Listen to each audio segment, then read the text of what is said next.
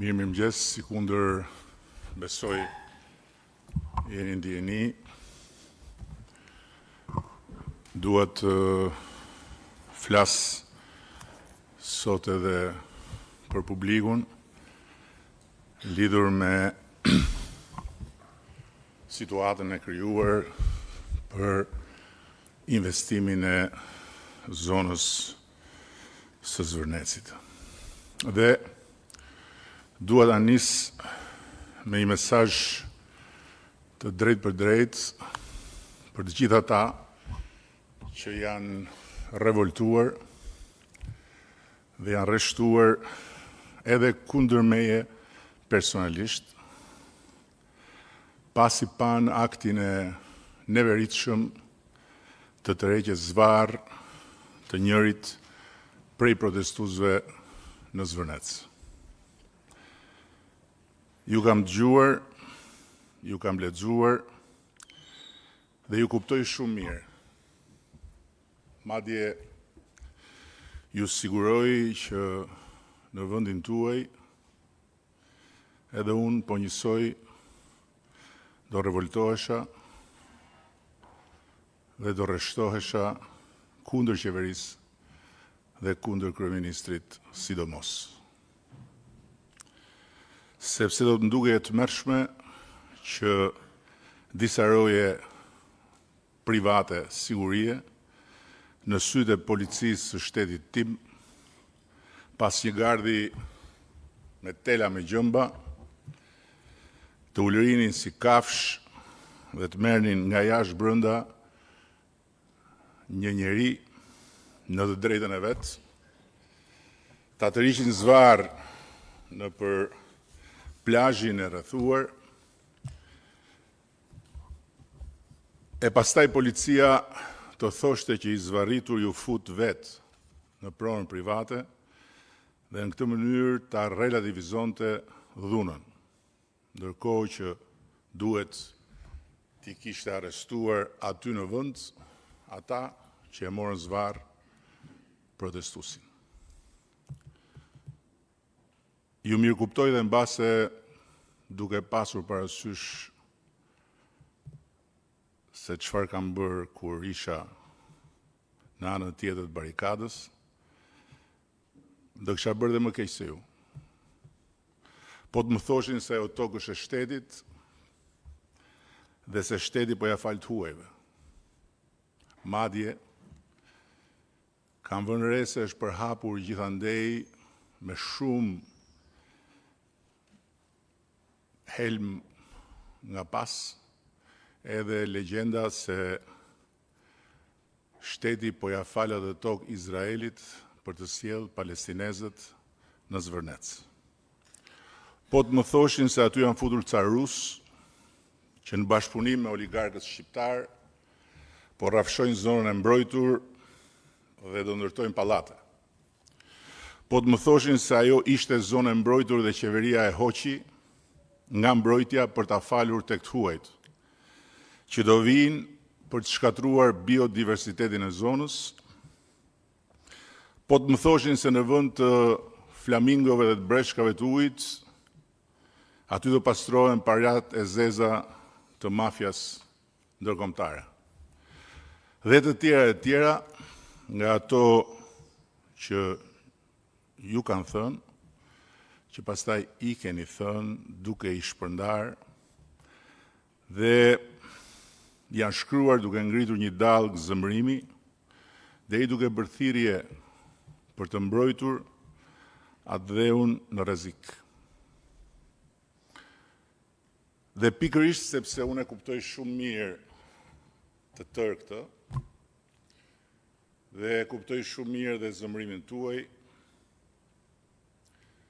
kam 2 ditë që e pyes veten dhe po flas shumë hapur. A duhet vërtet t'ua tregoj unë tani një nga një anën tjetër saj medalje me probabilitetin shumë të lartë që ju të mos besoni dhe të vazhdoni të më ngrini mua tradhtar dhe të më ulni të korruptuar dhe të shitur sa tek të huajt e sa tek oligarkët? Apo mos vadu dhe them më falni, gabuam, nuk e gjykuam mirë këtë punë, projekti do anullohet, dhe ju të qetësoheni, të shijoni fitoren, e një kauze që e parë nga ana juaj e medaljes është vërtet fisnike. Dhe të mendoni pastaj se vërtet e mbrojtët Shqipërinë nga një keqje e madhe, ndërsa unë, pasi ta bëj këtë, të vazhdoj të rrinë karrige, të shty kohën e pushtetit, me shihen e hidhur një humbje të madhe për Shqipërinë, për ju, për fëmijët e sotëm të Shqipërisë, që do t'jenë përfituesit nesër të këtij investimi dhe të investimeve të tjera të kësaj natyre. Po pse duhet ta bëjmë këtë? Për pushtetin, për karrigen, apo për baltën, që e marrë në fytyrë dhe që më vjen për ditë mbi të gjallë dhe të vdekurit e shtëpisë time prej vitesh. Nga turi lloj kundërshtarësh politike mediatik, të cilët i kam duruar dhe i duroj pikërisht sepse këtë mision e mbaj ende përsipër edhe në emër të shumë kujt nga ju, që më ka besuar votën dhe sot i është bashkuar zëmëratës në rrjetet sociale, duke më treguar me gisht mua si prursin e një fatkeqësie të madhe kombëtare. Çam duhet mua karriga, pushteti, nëse unë duhet heq dorë nga vizioni që kam ndarë me ju gjithë këto vite. Gjithë këto vite duke nisur nga Shqipëria e 2 milion turistëve ku edhe paraardhësi im numëroi si turist sa herë hynte e dilte nga vendi për shërbime. Heq dorë nga ambicia për ta bërë Shqipërinë një vend që mos ketë zili askënd. Për çam duhet pushteti dhe karriga? Që të qetësoheni ju. Dhe që pastaj nesër të vazhdoni jetën tuaj normalisht siç është e natyrshme, dhe pas nesër në vend të atij investimi të jashtëzakonshëm që përgatitet atje, të bëhet coptimi i radhës,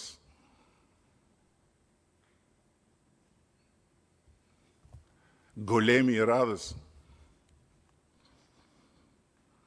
se ju do rroni më shumë se unë dhe do shikoni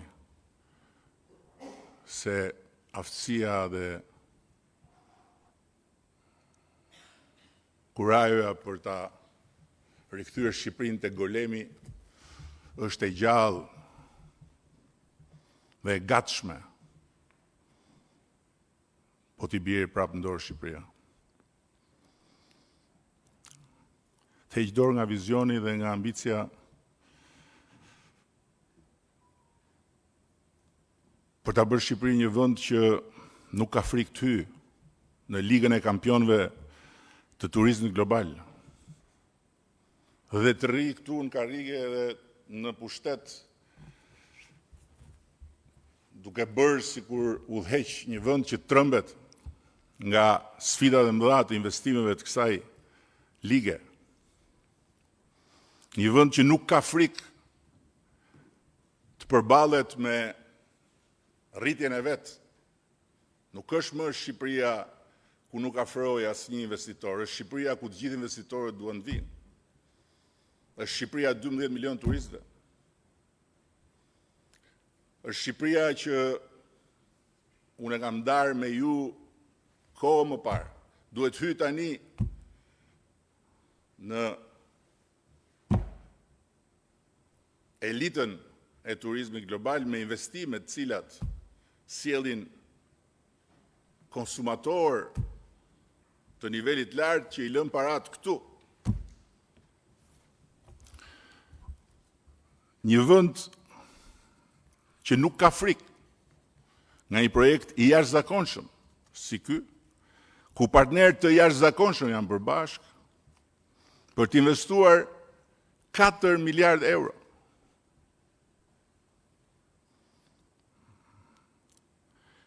Jo si ndërtues, që ndërtojnë, shesin dhe ikin, si ata që kanë ndërtuar edhe pallate në Tiranë dhe pastaj ja kanë lënë banorëve që s'marrin dot hipotekën.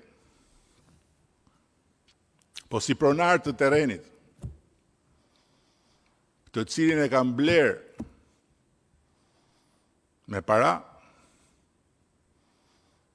të mbikëqyrura në mënyrë strikte nga agjencia jonë kundër pastrimit të parave dhe nga partnerët ndërkombëtar që bashkëpunojnë me atë agjenci. 1 për 1, euro për euro, me bankë. Dhe jo nga Izraeli, që mund të ishte fare mirë dhe Izraeli, po nga Katari, që nuk besoj se mund të konsiderohet nga ata që i thonë vetes musliman, po vetëm musliman nuk janë, vetëm Allah dhe Kur'an nuk kanë, sepse bëjmë përdit krimin e ndaluar nga Kur'ani për të helmuar njerëzit me shpifje.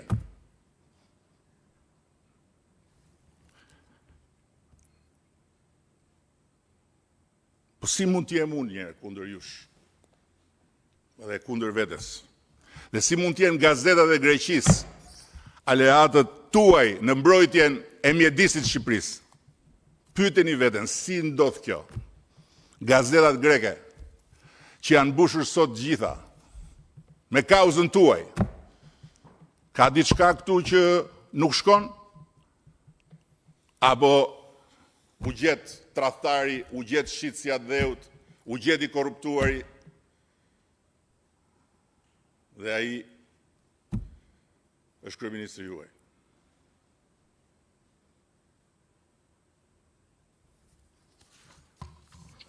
Thënë këto dhe ndjes nëse jam shumë i drejt për drejt dhe mbase edhe emocional, por kjo është ndjesia ime. Se për mua këto janë ditë shumë të habitshme.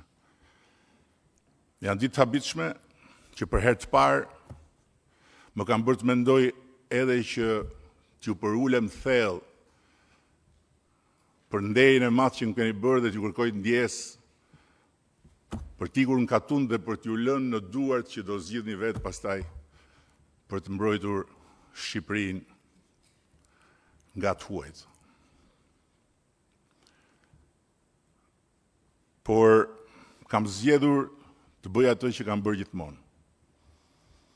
T'ju udhëheq drejt asaj Shqipërie që e dua po aq sa ju dhe e dua po ashtu siç e doni ju. Dhe t'ju udhëheq për ta përmbyllur këtë që kemi nisur bashkarisht, fal votës tuaj, me cilën ja kemi ngritur kokën çdo shqiptari kudo ku është, me cilën i kemi dhënë vlerën që ka flamurit ton në sytë të huajve, dhe me të cilën unë dua ta bëjmë Shqipërinë vendin që të ketë destinacionin më për të pasur zili në mesdheun e sotëm. Dhe ky projekt është pjesë e kësaj përpjekje. Tani, zgjodha që t'ju tregoj anën tjetër të medaljes, edhe me rrezikun që të mos besoni, dhe po aq hapur dhe sinqerisht sa që thash, çfarë ju thash deri tani. Vllazërisht, Kur unë kam hyrë në atë zyrë, kam thënë që zyra është e imja, pushteti është juaj. Dhe nuk kam premtuar që s'do bëj gabime, as që nuk do bëjmë gabime, po kam premtuar vetëm një gjë, që nuk do ju tradhtoj kurrë. Nuk është vendi këtu për t'ja u shpjeguar gjitha arsyet e këtij premtimi. Po këtu është vendi tani për t'ju treguar se si ju kanë manipuluar, se si ju kanë tërhequr, duke shfrytzuar pikërisht adetarin, dëshirën për të pasur një vend të bukur, një vend të pastër, një mjedis të mbrojtur, një vend sovran e tjerë, dhe si ju kanë kthyer në pjesë të një kurthi që i ngrihet kësaj partie dhe mua personalisht prej ditës parë, por që këtu në këtë rast është një kurth për të ardhmen e Shqipërisë. Unë shtu e shoh. Dhe dua ta ndaj me ju që kam menduar këto ditë edhe për një film. Një film që na identifikoi ne përpara botës, kur bota na dinte njerëz me bisht, dhe jo në vitet para erës sonë, po në vitet e demokracisë. Na dinin njerëz me bisht dhe u bën të njohur ne, shqiptarët dhe Shqipëria, përmes filmit Walk the Dog. Rekrutohet një producent i famshëm i Hollywoodit, i luajtur nga Dustin Hoffman, dhe bashkë me regjisorin Robert De Niro fabrikoi një luftë. Një luftë të trilluar të Amerikës me Shqipërinë. Si e fabrikojnë? Përmes mediave. Duke përdorur teknika hollywoodiane, pamje të rreme lajmesh, si ajo fotografia e shpërndar gjithandej e atij gardit të mallkuar me tela me gjëmba, me atë sinjalistikën këtu është kufiri midis Izraelit dhe Shqipërisë, për shembull. Këngë patriotike, si plot nga këngët që shoqërojnë videot përkatëse. Heronjtë sajuar dhe ngjarjet organizuara me shumë kujdes, dhe krijoi një krizë të madhe, pushton titujt kryesor të mediave dhe zhvendos komplet vëmendjen e publikut, që përfshihet totalisht emocionalisht në luftë me Shqipërinë. Dhe bëhet i gjithi i bashkuar për të shpëtuar një ushtar amerikan që ka mbetur në vijat ku janë armiqtë, domethënë ku janë shqiptarët, ushtria shqiptare që po lufton me ushtrinë amerikane. Dhe konflikti i fabrikuar e kthen opinionin publik komplet aty ku donin manipulatorët. Është film. Më është kujtuar këto ditë. Dhe këto nuk janë gjëra që ndodhin më në filma, fal rrjeteve sociale, këto ndodhin në shumë vende të botës. Tani të kalojmë nga filmi realitet dhe në realitetin e kësaj anet medaljes, për t'ju thënë se në cilat pika ndryshon komplet ngjarja, historia dhe pamja e këtij investimi.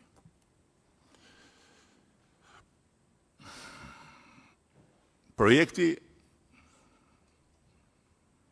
ka nisur si interesim nga ana e investitorëve në vitin 2023. Pra 3 vjet përpara.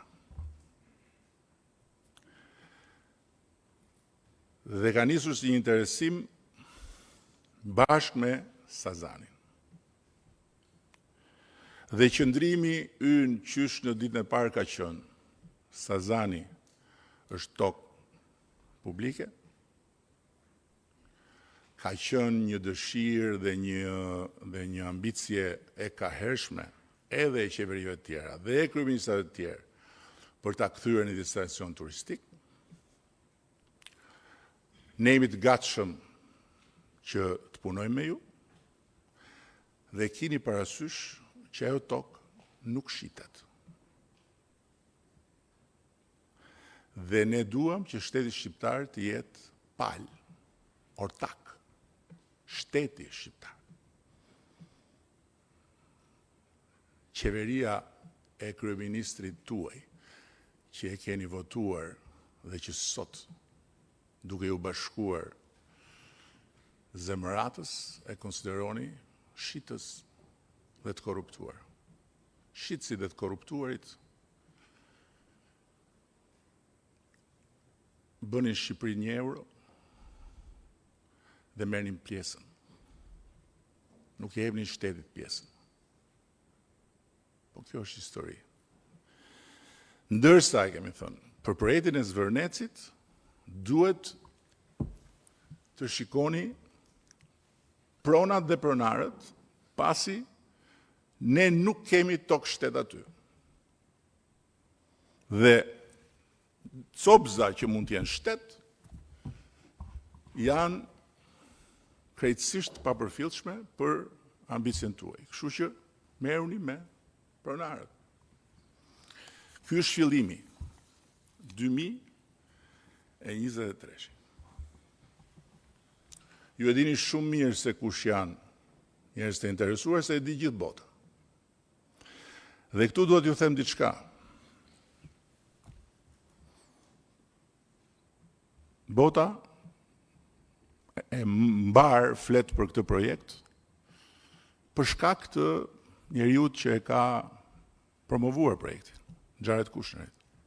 Por bota ka hesape për të larë dhe ka luftrat e veta për të bërë. Prandaj edhe projekti ka pasur qysh sa po ka dalë fjala interesimin e gjithë mediave amerikane dhe europiane.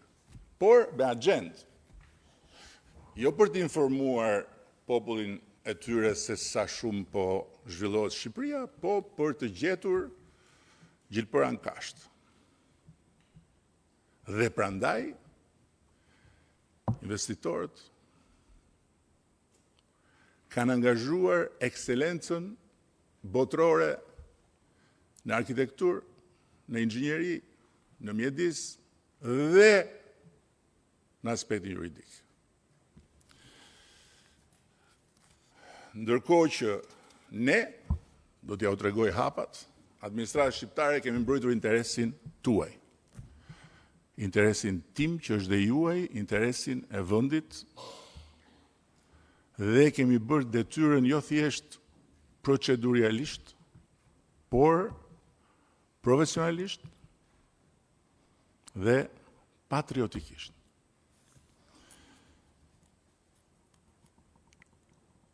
Kam parë imazhe të projektit, kam parë pallate. Ku i keni gjetur? Ku i keni gjetur? Ato nuk kanë lidhje me projektin. Projekti i vjetër, do t'ju informoj, është rrëzuar dhe është rrëzuar nga administrata shqiptare. Dhe ju është kthyer mbrapsh, dhe ju është thënë ndjes, po ne kemi kërkesa të larta dhe duam standarde shumë të larta. Jo se ishte i keq, po ne doni më shumë. Dhe doni më shumë për ju, jo për vete. Për vete si për ju. Toka është e regjistruar në hipotekë prej shumë vitesh. Dhe negociatat me pronarët, transakcion me pronarët, janë një çështje mes palëve në cilën ne as nuk kemi hyrë, as nuk ka qenë nevoja të hymë dhe nuk kemi pas asnjë interes të hymë. Ne jemi të fokusuar tek Sazani, për të cilin akoma nuk kanë përfunduar negociatat, miqtë e mi. Dhe dini pse s'kan përfunduar negociatat. Se ne duam pjesën e shtetit shqiptar dhe negociohet.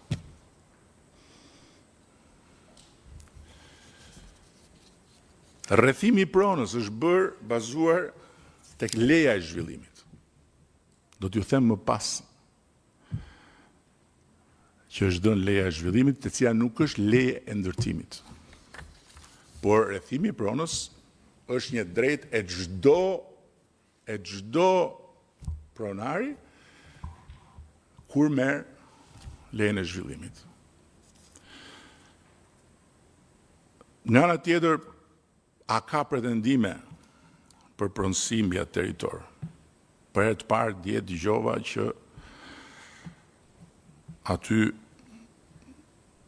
pas ka një popullsi homogjene greke, këtë nuk e kisha dëgjuar ndonjëherë, ndoshta nga që jam ignorant dhe nuk i di shumë gjëra. U mahnita nga deklarata e Ministrisë Jashtme të Greqisë, sepse ishte një akt dhune pa diskutim, por nuk ishte një akt dhune shtetërore, siç për shembull ndodh me shqiptarët në burgjet e Greqisë. Ose siç ka ndodhur më parë me shqiptarë edhe në rrugët e Greqisë. Ishte një akt dhune nga një grup rojesh private. Dhe që të ngrihet shteti në këmbë dhe të nënvizoj etninë e protestuesit, kjo është diçka që sipas meje nuk i shërben marrëdhënieve tona, që janë përsëri në ditët e tyre më të mira. Por këtë e futa këtu për të thënë diçka tjetër, që pretendimet janë legjitime,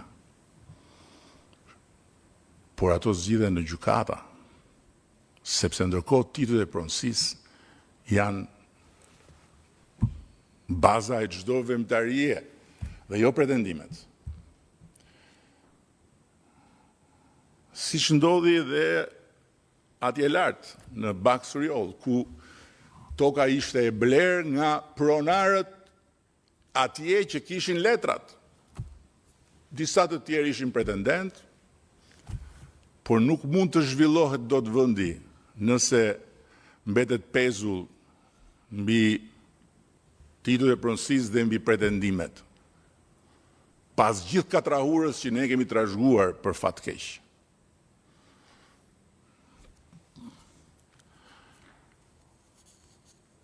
Ndërsa e drejta për të protestuar është një drejtë që nuk mund të vihet në diskutim në asnjë mënyrë në këtë vend.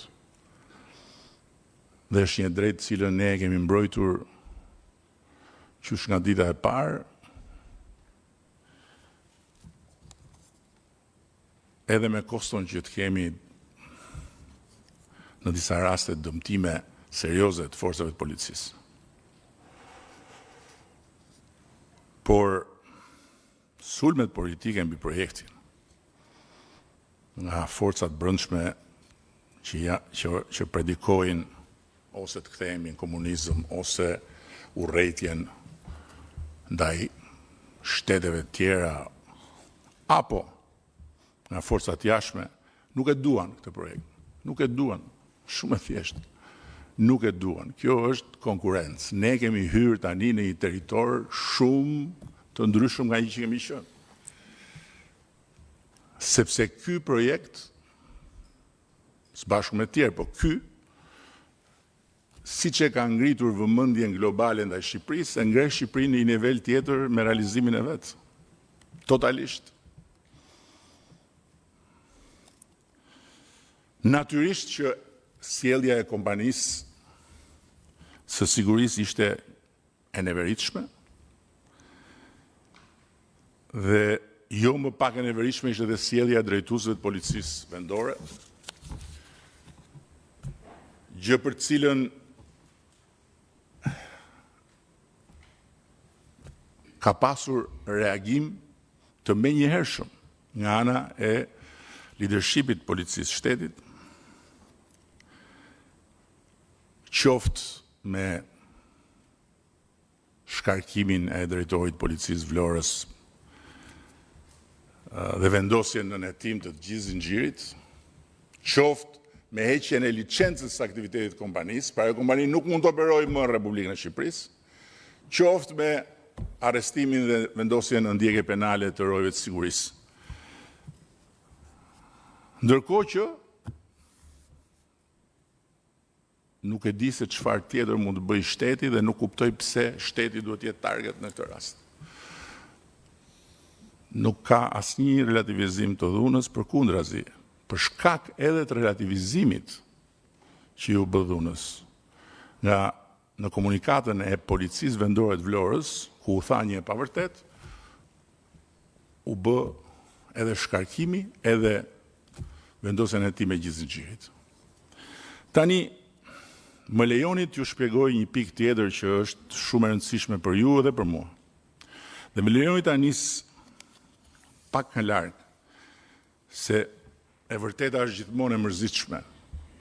Gënjeshtrat janë zakonisht argëtuese. Është shumë më argëtuese të shikosh një video me një pelikan që e merr përpara eskavatori, se sa të dëgjosh rrugën e legjislacionit shqiptar për zonat e mbrojtura, duke filluar nga një fakt. Ka qenë kjo shumicë parlamentare. Kjo këtu, e Partisë Socialiste të Shqipërisë. Ka qenë qeveria e kësaj partie, dhe kam qenë unë kryeministër, në mandatin ton të parë, kur kemi bërë futje në mbrojtje të Republikës së Shqipërisë në të gjitha ato territore të kërcënuara. 2017. Por, ajo që duhet ju them si anë tjetër të medaljes, është që pishporoja, për cilin flasim, nuk është një zonë mbrojtur e kategorisë së parë apo dytë, por klasifikohet edhe si pas i UCN-s kategori e 5. Peizazh i mbrojtur. Dhe për shpalljen peizazh i mbrojtur dhe të gjitha detajet, ka një vendim qeverie, por ajo që është e rëndësishme të thuhet dhe që nuk ju është treguar juve, është që në 2017 këto kategori në ligjin ton janë të adoptuar në mënyrë të plotë. Dhe thelbi i sistemit ton të zonave të mbrojtura është praktikisht i gjithi i linjëzuar me standardet më të larta ndërkombëtare.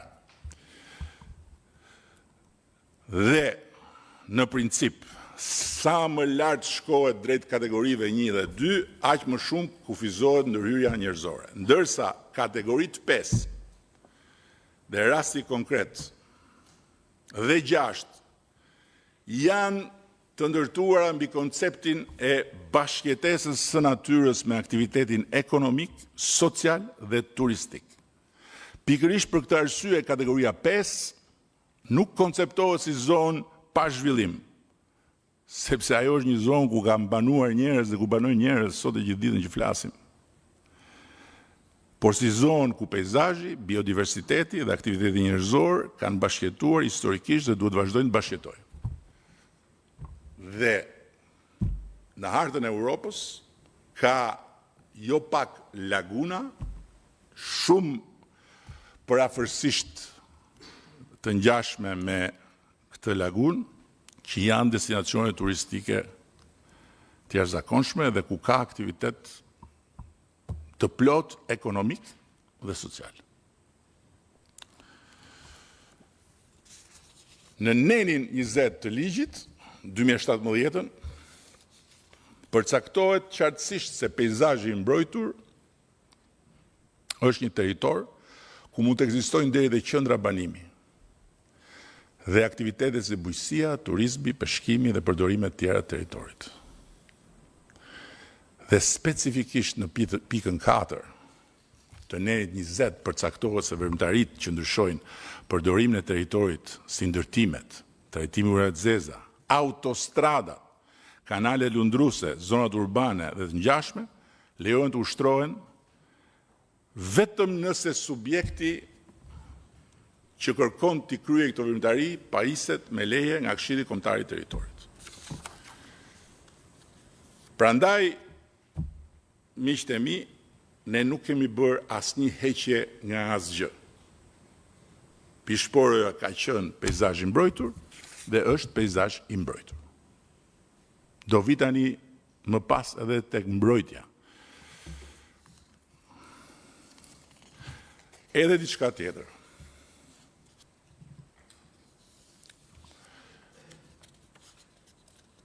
Është e vërtet që në vitin 2024 ne kemi bërë një amendim të ligjit me një kërkesë të kryebashkiakëve të vendit dhe pastaj përmes deputetëve për një ekuilibër të drejtë mes potencialit për zhvillim të territoreve dhe mbrojtjes. Sepse ligji ekzistues nuk merrte parasysh në territor realitetet e tranzicionit. Për shembull, Thefi është një realitet, është zonë e mbrojtur. Si bëhet? Legalizimet e të gjithë ndërtimeve të vjetra, do me thënë të pas diktaturës në Thef, janë bërë pikërisht me këtë ndërhyrje ligjore sepse është realitet i krijuar. Ata njerëz janë banor, kanë ndërtuar pa leje aso kohë dhe mos I ngatrojmë me ata që pastaj u turën ndërtojnë pa leje kur borën vesh që të tjerë do legalizoheshin se ata u shëmbën dhe do shëmbet kushdo që do ta bëj prapa të punë, por flasim për ata që I kishin. Dhe ndërhyrjet e palishme të parregulluara duheshin njëkohësisht rregulluar. Njëkohësisht nga ana tjetër, peizazhi I mbrojtur, Pishporo Nart, deri në vitin 2020 quhej Vjos Nart, se dhe këtu është një manipulim I madh. Nuk po ndërtohet në Vjos. Nuk po shkatrohet grykderdhja e Vjosës. Zona e këtij projekti nuk ka lidhje me zonën e mbrojtur të Parkut Kombëtar të Vjosës.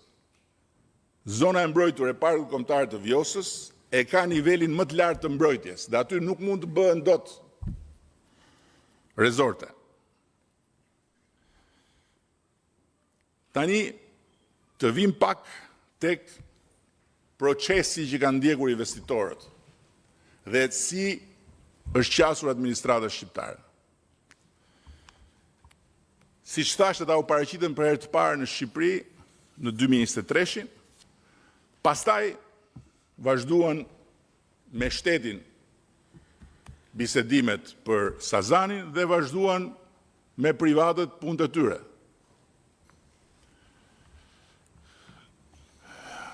Projekti nuk u miratua në formën e paraqitur fillimisht. Aplikimin e tyre të parë, ata e kanë bërë pranë Agjencisë së Zhvillimit të Territorit në datën 10/9/2024. Pra jemi thuajse 2 vjet përpara. Dhe në mbledhjen e datës 25/9/2024, KKT-ja e ka rrëzuar projektin dhe ka kërkuar që të zvoglohet intensiteti I ndërtimit dhe të sigurohet ruajtja e lagunës. Janë të shkruara këto. Janë në proces verbale. Dhe projekti, gjithmonë flasim për konceptin, nuk flasim për projektin e ndërtimit, flasim vetëm për masterplanin. Është miratuar vetëm pasi janë plotësuar një nga një kushtet e vendosura. Në vitin 2024, nuk u miratua një projekt arkitektonik. Dhe nuk ka asot që flasim ne dhe që juve jeni zëmëruar me të drejtë për çka keni dëgjuar, po tani më dëgjoni mua. Sot që flasim, nuk ka një projekt arkitektonik të miratuar. Nuk ka, nuk ekziston. Çfarë shihni në për filmat që i prodhojnë ata që duan t'ju nxisin sa më shumë duke shfrytzuar pikërisht ndjenjën e pastër tuajën, janë të krijuara si Wog the Dog. Leja e masterplanit ka përcaktuar zonën zhvillimore, parametrat teknik dhe urbanistik. Dhe pasi u refuzua projekti, investitorët kanë angazhuar 5 studio ndërkombëtare nga më të mira në botë. 5. Janë 5, nuk është 1. 5. Emre Arolat Architecture, studio e njohur për vepra në zona me karakter trashëgimie, është K Studio, Emre Arolat nga Turqia, K Studio nga Greqia, është studio Big nga Danimarka, është Kengo Kuma nga Japonia, është dhe studio e Jean Nouvel nga Franca. Bashkë me këto studio, kompania ka angazhuar një grup i inxhinierësh nga më të mirët në botë dhe ka angazhuar njëkohësisht dhe inxhinierët e mjedisit që sot që po flasim tani, që flasim vazhdojnë punojnë për të paraqitur studimin mjedisor. Nuk e kemi të paraqitur akoma studimin mjedisor, e kuptoni apo jo? Domethënë lufta zhvillohet sot për sot vetëm me një gjë konkrete, me një gardh të shëmtuar skandalos me tela me gjëmba, për të cilin kompania që ka marrë përsipër këtu të bëj gardhin, do paguaj një gjop të majme. Dhe natyrisht, pastaj për ato dhunën për të cilën ajo kompania tjetër nuk do punoj më në Republikën e Shqipërisë. Në ndërkohë, keni parë që kanë ardhur investitorët. Ka ardhur dhe Zonja në Vlorë. Nuk ka ardhur në Vlorë për të bërë pushime, nuk ka ardhur në Vlorë për të bërë fotografi. Ka ardhur në Vlorë me të gjithë grupin e arkitektëve, të gjithë bashkë, inxhinierëve, dhe kanë bërë gjysmëdite dëgjes me profesorë të etnologjisë, me profesorë të gjeodezisë, me profesorë të historisë këtu në Shqipëri. Profesorët janë gjallë, të cilët kanë folur për të gjitha këto aspekte dhe aty një grup i madh njerëzish ka dëgjuar, ka bërë pyetje, ka marrë shënime. Në mars të 2026, pra llogariteni nga fundi 2024-s, është paraqitur një projekt krejt tjetër, i rikonceptuar me një qasje tërësisht ndryshe, projektuese, zhvillimore, mjedisore. Dhe Këshilli Kombëtar i Territorit, pra tregtarët që për emrin tim, për llogarinë time shesin Shqipërinë, nuk e kanë miratuar të gjithin ashtu siç e kanë paraqitur subjekti zhvillues, por ka vendosur kushte përsëri të shkruar, janë me shkrim, dhe kufizime konkrete për vijimin e projektit. E para, është e shkruar, projekti do të zhvillohet vetëm në prona private me titull pronësie në kadastër dhe në asnjë pronë tjetër të kontestuar ose që mund të rezultojë për momentin cop shtet. Është e shkruar. Laguna nuk preket. Është e shkruar. Dhe zhvillimi nuk mund të përfshijë marin. Është e shkruar. Kishte marin në versionin e parë. Edhe në dytin, u hoq. Dhe për marinën është kërkuar që të hartohet më pas një projekti detajuar dhe konsultim me të gjitha autoritetet përgjegjëse për mjedisin, burimet ujore, trashëgim kulturor, infrastrukturën, dhe vetëm pasi të jetë parë projekti tjetër në tërësi. Nuk po ju them që investitorët thonë nuk e kemi pritur kurrë që në Shqipëri shteti do jetë kaq rigoros. Edhe pse ata kryesorët nga Shtetet Bashkuara që ditën e parë që jemi takuar më kanë thënë çdo gjë sipas librit të ligjit, asgjë jashtë librit të ligjit. Nuk kemi ardhur në Shqipëri të importojmë barsaleta edhe të importojmë filma për veten, se boll kemi ardhur në Shqipëri të bëjmë një investim për Shqipërinë, për ne dhe për Europën.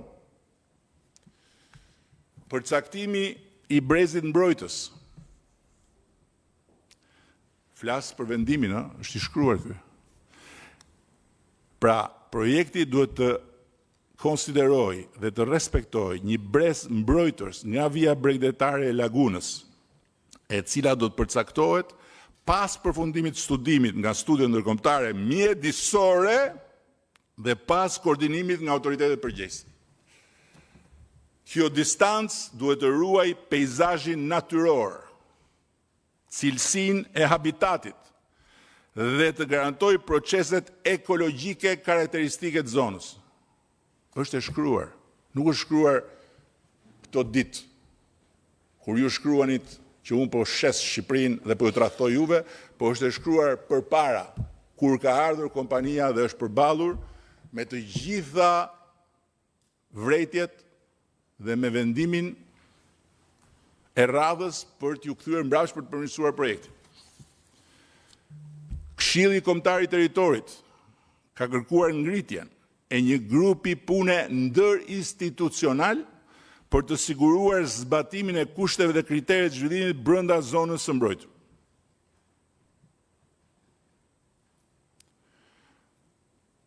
Leja e infrastrukturës në prill 2026 është dhënë për realizimin e rrugkalimeve të nevojshme për vendosjen e pajisjeve të përkohshme që do të përdoren për studimin e biodiversitetit ujit dhe lagunës. A kuptoni tani? Do me thënë,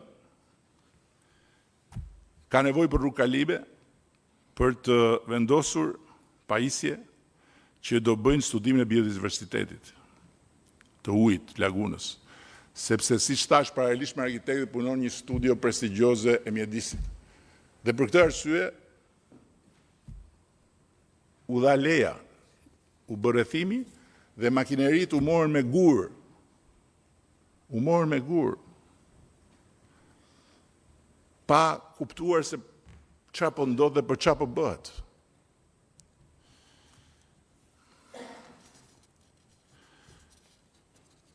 Pasurit objekt zhvillimi janë pronë private. Si pas dokumentacionit, pasurit objekt zhvillimi përfshin vetëm prona private. Të gjitha rezultojnë në pronësi të shoqërisë Albania Land Development. Ndërsa, struktura e pronësisë së shoqërisë, shoqëria Albania Land Development, ka si ortak vetëm shoqërinë Sazan Holding. Tani, edhe njerë, e thash më para, një çmenduri totale ajo futja e urrëties për ebrejt dhe shfrytëzimi i dhimbjes gazës nga ata që i thon vetes musliman, po janë pa din dhe pa iman. Duke ju thënë shqiptarëve që po vinë izraelitët të marrin tokën, ju thash që aty janë ata që dim dhe janë dy bashkëpronarët e kompanisë Power Holding, nga Katari, një nga fuqit më të mëdha të lindjes mesme, një holding që zotron kompani në fushat ndryshme dhe që portofolin e turizmit e ka ndër më të shkëlqyerit në botë. Futuni, klikoni powerholding.com. Shkoni tek kompania Assets, që është dhe pjesë prap këtu e regjistruar, dhe do shikoni se kush po vjen në Shqipëri të shkatroj mjedisin, të vrasi pelikanët dhe të sjellë palestinezët.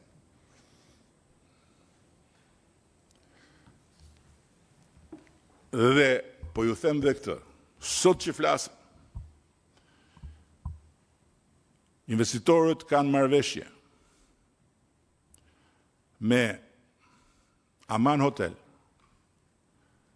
Cheval Blanc, është brandi më ekskluziv sot,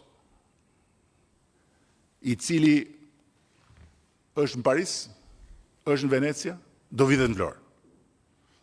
Nëse së bashku do t'ja u sigurojmë mirëseardhjen. Nëse do vazhdoni dhe ca ditë kështu, atëherë e di çfarë do ndodhi? Do ndodhi tragjedia e Porto of Montenegros, po në përmasa të kësaj kohe. Porto of Montenegro, që bëri fatin e Malit Zi, u ndërtua nga dikush që u sorollat nëpër Shqipëri me vite. Dhe e hidhnin dhe e prisnin.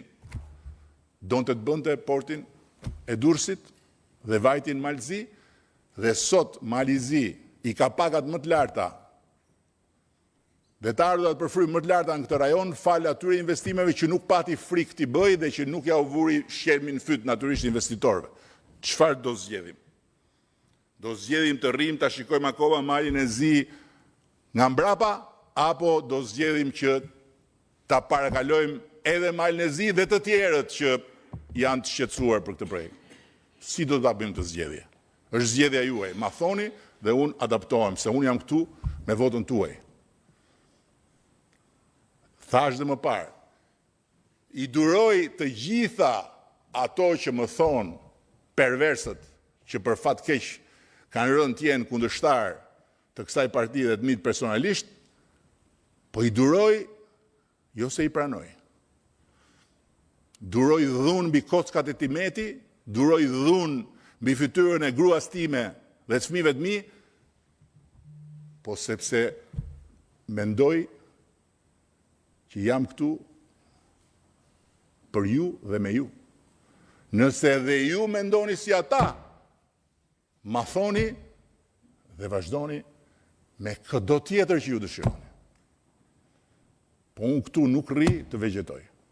O do ta bëjmë Shqipërinë me atë vizion për të cilin keni mbështetur, ose më thoni që keni një vizion tjetër dhe doni të shkoni me Sazo Gurin dhe me Arlindo Dritgjatin. Jam okay. Por shikoni powerholding.com dhe mos harroni një gjë, që nëse ne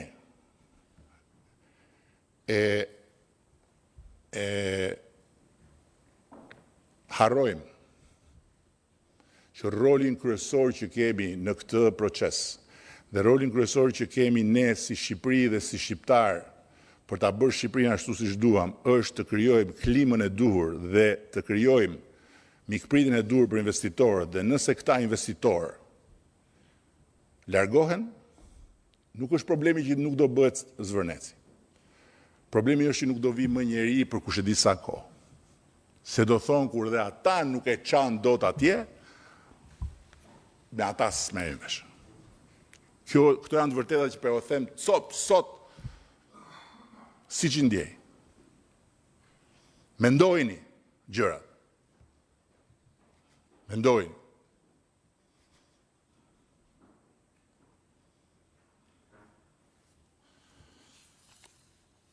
O do zgjedhim zhvillimin e qëndrueshëm me investitor të ekselencës, se nuk e mbarova numrin e brandeve që kanë bërë marrëveshje. Rosewood Hotels, Mandarin Oriental, Atlantis. Atlantis nuk ka ardhur në Europë. Atlantis është vetëm në Dubai. Edhe më duket mos gabohem Kinë.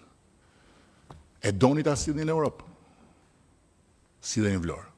S'doni. Nuk them pa problem, se është problem shumë i madh, por unë me forcë kundër jush nuk jam i interesuar. Me forcë kundër atyre që me forcë na kanë qëndruar përballë ne dhe Shqipërisë, po deri në fund pasi problem. Po me forcë kundër jush jo. Që t'ju shofun juve, që të shkoni mbas Berihajt, të Fatos Lubonjës, që jeton me makthin e mafjes që kur u nda nga unë nuk e pranoj dot. Respekt për atë si person, respekt për vuajtjet e tij të mëparshme, por mafjen që ai më tregon mua, ma tregon sepse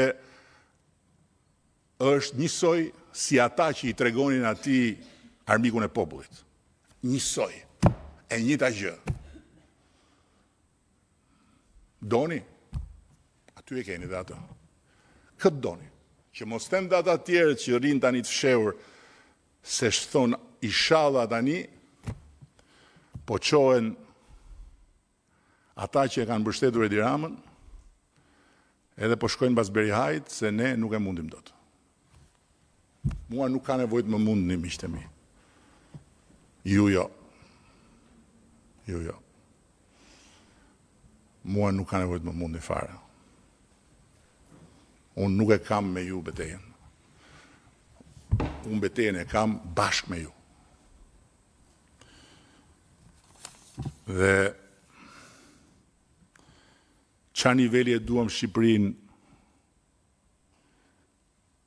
është pyetja që duhet bëjmë përballë këtij projekti. Ndërkohë që siç u thash, projekti akoma nuk është dorëzuar. Studimi mjedisor akoma nuk është bërë. Patjetër që do t'i shohim kur të vinë dhe do t'i ekspozojmë dhe do kuptojmë të gjithë se çfarë po bëhet.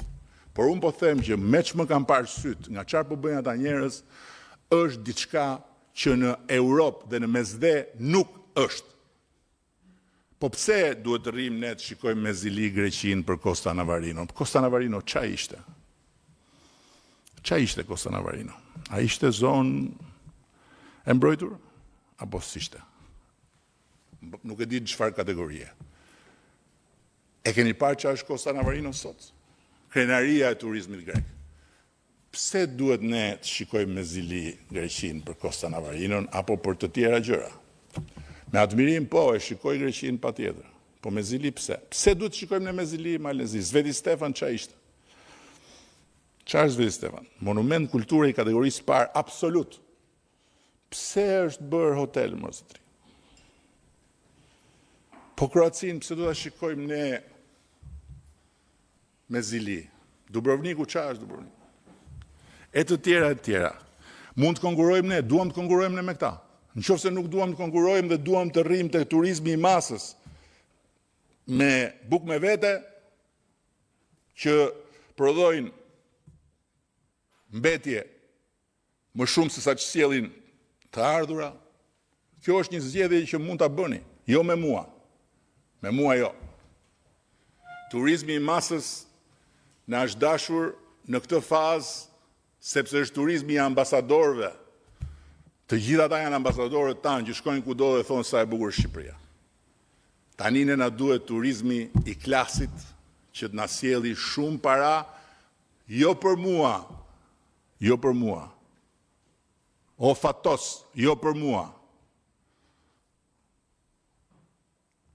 Se unë jam i informuar që kur kam qenë i vogël që pas sa do të besosh në Zot, dhe më ka informuar një njeri që besonte shumë në Zot, që ishte gjysha ime, sa do të besosh në Zot, mos harro që një ditë do ikësh nga kjo botë dhe atje s'ka as cash, as karta krediti më pas, mësova që ekzistonin, as rroba, as gjë. Jam informuar. Ashtu si kundër jam informuar nga i matë që e vetmja gjë që vlen është çfarë mbrapa për kujtim. Unë kujtim përfundimtar, turizmin e masës, nuk e lë dot si pjesë misionit tim. Unë dua të lë gjërat cilat bashkë me ju t'i bëjnë të mundura dhe t'jenë krenar në gjenerata fëmijët tanë. Dhe të vinë të gjithë dhe të na kenë nezili. Pse ti kemi nezili ata? U shqetësuan gazetat greke se po dëmtohet mjedisin Zvërnec.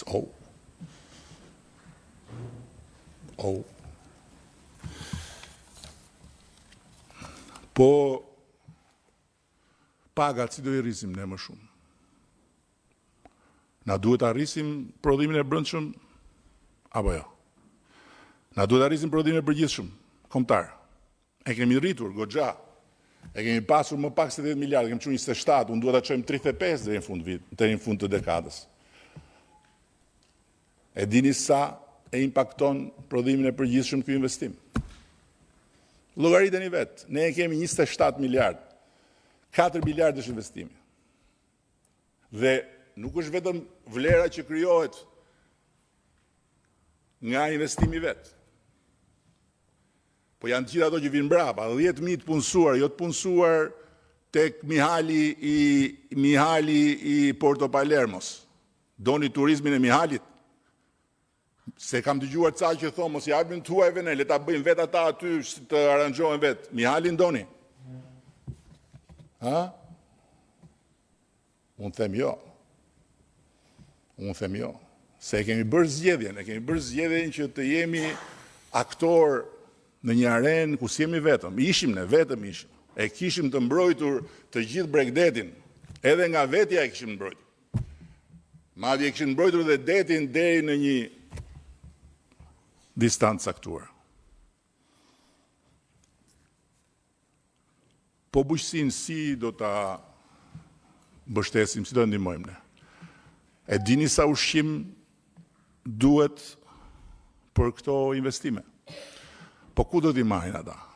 Ndërkohë që shikoni powerholding.com është holdingu që ka kompaninë më të madhe të agro ushqimit dhe biznesit në lindjen e mesme.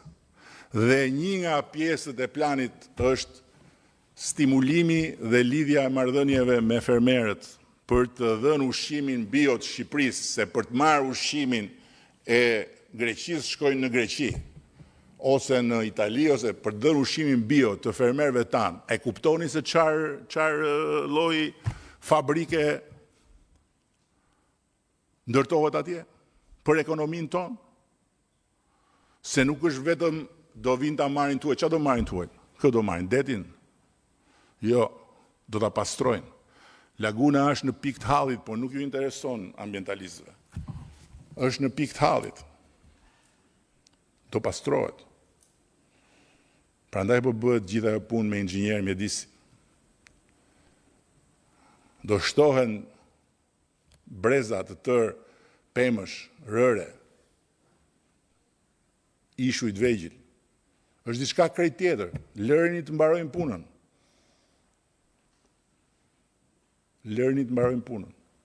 Pastaj gjykoni. Kështu jemi prapë, s'ka problem. Nëse s'do ju pëlqej projekti, shkoni edhe merrni me guna për mbitela. Guna dhe aty janë.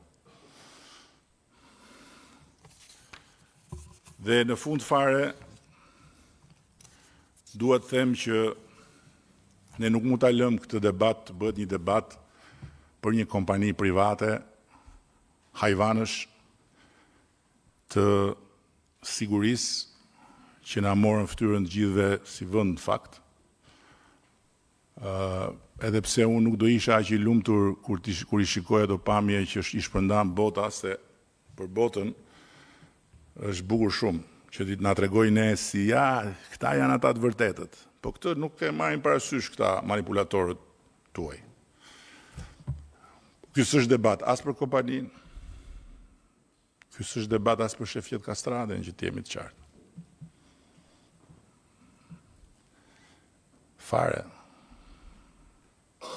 Ky është debat për Shqipërinë dhe për çfarë Shqipërie duam nesër, dhe kaq e thjeshtë është gjëja. A e mbajmë dot sfidën e një gjëje të madhe? Patjetër që është një projekt i madh, ka rrisjet e veta. A jemi të gatshëm që të punojmë për këtë, duke i mitiguar të gjitha rrisjet edhe duke bërë më të bukurën për atë vend, për vendin ton, për popullin ton, për fëmijët tanë? Kjo është sfida jonë dhe për këtë duhet të angazhohemi. Është kollaj të bësh të kundërtën. Nuk kemi ne asnjë luftë dhe asnjë dilemë lidhur me ata që protestojnë, me ju që po ju drejtohem gjatë gjithë kohës, dhe me ju nuk kam parasysh gjithë ata që protestojnë. S'kam parasysh Fatos Lubonjën. Shera parë që ja përmend emrin për shumë vitesh. Po e kam pasur mik, edhe më vjen keq për të. Por me thënë drejtën, më vjen keq edhe për ju që të shkoni pas tij. Sepse është e pavërtet. Është tërësisht e pavërtet. Siç ju thash. Por unë ju mirë kuptoj edhe një herë për ta mbyllur, edhe unë do kisha bërë të njëjtën gjë, sikur mos dija të gjitha këto gjëra që ju thash një nga një. Dhe mos qohet njëri të më thotë që pse nuk na i keni thënë më parë, sepse e para kemi thënë që po bëhet një projekt, por nuk e kemi projektin. S'është bërë gati akoma. Nuk e kemi studimin mjedisor, s'ka ardhur akoma. Ndërkohë që Ministria e Mjedisit, përpara, jo tani që ndodhen këto, por përpara ka nxjerrë dhe një urdhëresë për të bërë punën e vet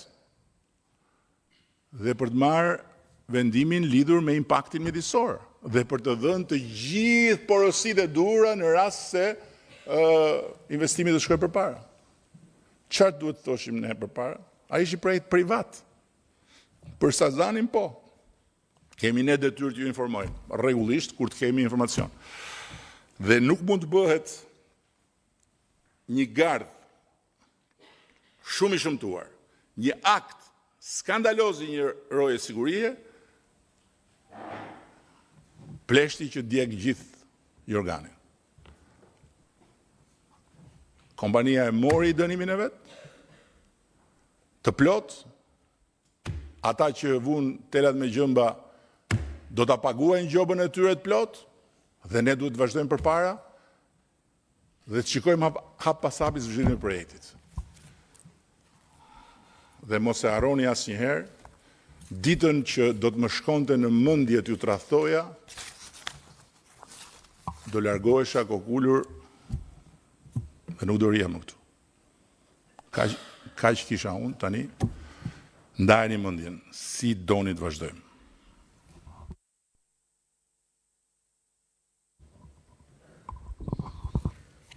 Faleminderit mediat